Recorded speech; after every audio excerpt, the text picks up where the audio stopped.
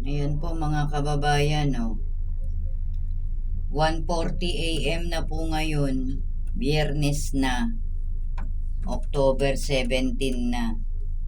1:40 AM na po, hanggang ngayon, hindi pa rin nagbibigay ng tulo ng tubig yung prime water. Ayaw pa rin nilang itaas sa 10 PSI yung pressure. Kasi nasa 3-4 PSI lang. Ayan po, kanina pa nila sinabi pinorward na daw sa foreman. Pero ngayon, 1:40 AM na, wala pa rin tulo ng tubig.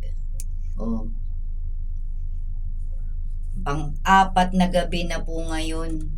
Pang-apat na gabi na magdamag na hindi po sila nagbibigay ng tulo ng tubig dito sa akin. Ayan po ang ebidensya. Ano ng plano ng prime water na yan? Wala namang sira dito sa area ko. Wala nang kadahilanan para hindi ako bigyan ng tulo dito ng tubig. Na ayaw nilang itaas, na hindi ko maintindihan. Ba't ayaw gawin? Ang dami ng tao dito.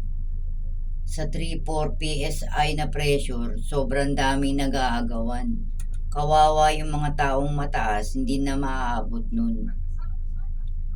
Ayan po ebidensya. Magwa 1:45 AM na po ngayon. Wala pa rin po natulo ng tubig. Wala, hindi pa rin tinataas ng prime water yung pressure. Wala po. Pang-apat na gabi na po yan straight.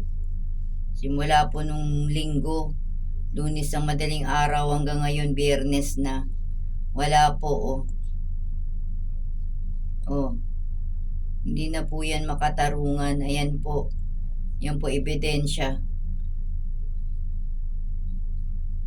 Na wala pong binibigay na tulo ng tubig yung prime water na yan. Ayan po ebidensya. Wala pong tulo.